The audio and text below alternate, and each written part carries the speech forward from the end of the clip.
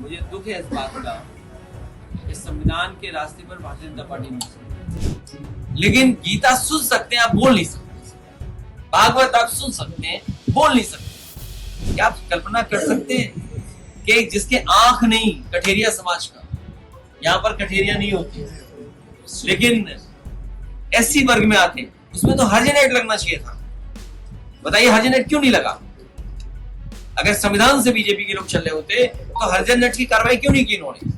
कोई कल्पना कर सकता है आपके बाल काट दे, छुट्टियां काट दे? अरे भाई, किसी के छुट्टियां नहीं है तो नहीं कटेगी छुट्टियां।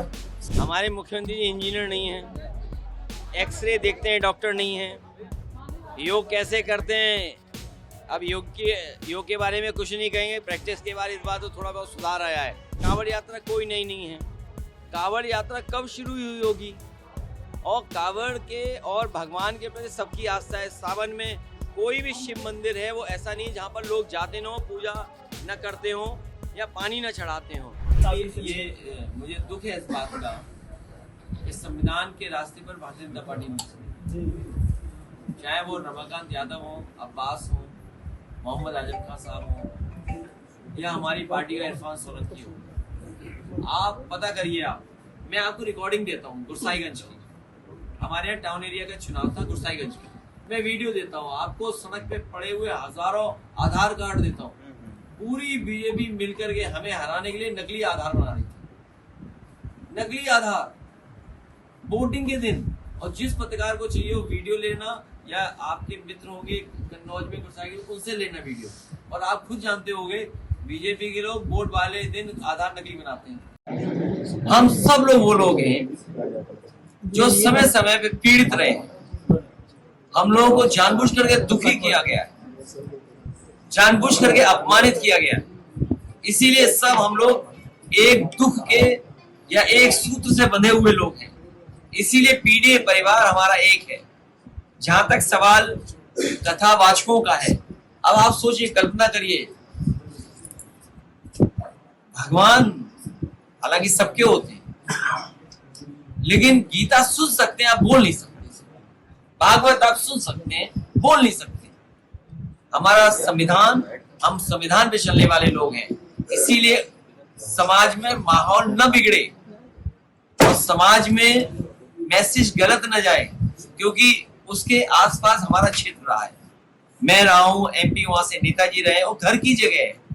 इसलिए उन परिवार को बुला करके मैंने सम्मानित किया। क्या आप कल्पना कर सकते हैं कि जिसके आंख नहीं, कठेरिया समाज का, यहाँ पर कठेरिया नहीं होती, लेकिन एससी वर्ग में आते, उसमें तो हर्जनेट लगना चाहिए था।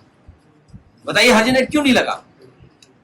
अगर संविधान से बीजेपी के लोग चल रहे होते तो हर्जनेट की कार्रवाई क्यों नहीं की इन्होंने? क्योंकि उस व्यवस्था से नहीं चलना चाहते हैं और उनका मनोबल जो गिरा था। कोई कल्पना कर सकता है आपके बाल काट दे, छुट्टियां काट दे? अरे भाई, किसी के छुट्टियां नहीं है तो नहीं कटेगी छुट्टियां। लेकिन अगर छुट्टियां कट जाए तो हमारी आपकी जिम्मेदारी बनती है उसका मनोबल और सम्मान बढ़ाना चाहिए। बहुत बड़ा सवाल पूरे उत्तर प्रदेश। नहीं, उन्हें एक ऐसा करना चाहिए। वैसे हमारे मुख्यमंत्री जी इंजीनियर नहीं है, एक्सरे देखते हैं डॉक्टर नहीं है, योग कैसे करते हैं अब योग के बारे में कुछ नहीं कहेंगे, प्रैक्टिस के बारे इस बात तो थोड़ा बहुत सुधार आया है। आप उनका काम देखिए, जो एक्सप्रेसवे जिस मानक से बनना चाहिए था वो नहीं बना। अगर मान लीजिए कोई धार्मिक कार्य होना है तो सदियों से होता आया है, कोई ये नया नहीं हो रहा है। कांवड़ यात्रा कोई नई नहीं है, कांवड़ यात्रा कब शुरू हुई होगी और कांवड़ के और भगवान के प्रति सबकी आस्था है। सावन में कोई भी शिव मंदिर है वो ऐसा नहीं जहाँ पर लोग जाते न हो, पूजा न करते हो या पानी न चढ़ाते हो। तो जब सरकार को ये बात पता है तो दिल्ली की 11 साल की सरकार और उत्तर प्रदेश की 10 साल की सरकार हो जाएगी।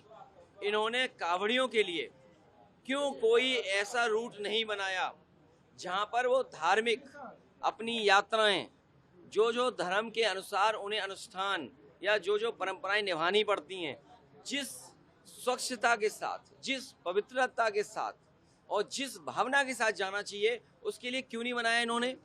अरे कम से कम एक एलिवेटेड सड़क ही बना देते, एक एलिवेटेड सड़क बना देते और जिसमें अपने कांवड़ लोग जाते, कांवड़िया जाते, एक शॉर्टर रास्ता बना देते कि जहाँ सुविधा के साथ, सुरक्षा के साथ, पवित्रता के साथ, स्वच्छता के साथ, एक तरफ तो अर्थव्यवस्था की बात आप कर रहे हैं, 1 डिस्ट्रिक्ट 1 प्रोडक्ट, अर्थव्यवस्था कैसे बढ़े उसके लिए काम करना चाहते हो, और दूसरी तरफ आप धार्मिक कार्यों में भी कोई सुविधा नहीं दे पा रहे हो। सोचिए आपको हंसी आनी चाहिए बीजेपी पर। क्या इस लैंड एक्विजिशन से लेकर के आगे तो जिस मानक के साथ ये बनना था उस मानक के साथ नहीं बनाया सरकार ने, जिसकी वजह से आज भी उछलते हुए आना पड़ता है। अरे भाई क्या कर रहे हो यार? और सोचिए तो आप इस बात को कि मुख्यमंत्री जी ने अपना जो गोरखपुर लिंक बनाया है वो भी शायद 6 लेन का नहीं बनाया। अरे यार क्या कर रहे हो भाई? बनते बनते जो पहले बन जाना चाहिए था, शायद इतना महंगा कोई एक्सप्रेसवे नहीं बना होगा। जो उंगली दूसरों पे उठाते थे, अभी जो उद्घाटन हुआ है 90 किलोमीटर का लगभग, वो 7,000 करोड़ से ऊपर का बना है। क्या आप कल्पना कर सकते हो? और वो भी 4 लेन। हमारे मुख्यमंत्री जी को ये नहीं पता है क्या 4 लेन सड़क होती है, 6 लेन एक्सप्रेसवे होता है। और जो सुविधाएं यहाँ दी गई थी, एक मेडिकल कॉलेज पीजीआई के बराबर, उसके एक्ट के तहत डॉक्टर्स का अपॉइंटमेंट या और जो कर्मचारी होते हैं उनका अपॉइंटमेंट, सुनने में आया है कि पुराने कर्मचारियों को हटा करके नए कर्मचारियों को शामिल कर रहे हैं। ये आउटसोर्स की व्यवस्था ये इसलिए लागू किए बीजेपी के अपने लोगों को खुश कर सके। अरे भाई ये कोई नया फैसला नहीं है, ये यूपीडा से पहले से तय था। ये कौन सी नई चीज कर रहे हैं? अजय, मुख्यमंत्री जानते नहीं है एक्सप्रेस कैसे बनाया जाता है? कितनी बार बताएं, आप तो लखनऊ वाले हो। आप बताओ, आजा। हाँ मत बोलना, लेकिन मैं चेहरे पे ही पढ़ लूंगा आपको। आगरा लखनऊ एक्सप्रेस वे अच्छा है कि पूर्वांचल का? आजा बताइए, आप बताइए। विकसित भारत शौचालय इतने से, क्योंकि बता रहे हैं भाई मुख्यमंत्री जी का विजन क्या है? आप देखिए ना सरकार का विजन क्या है।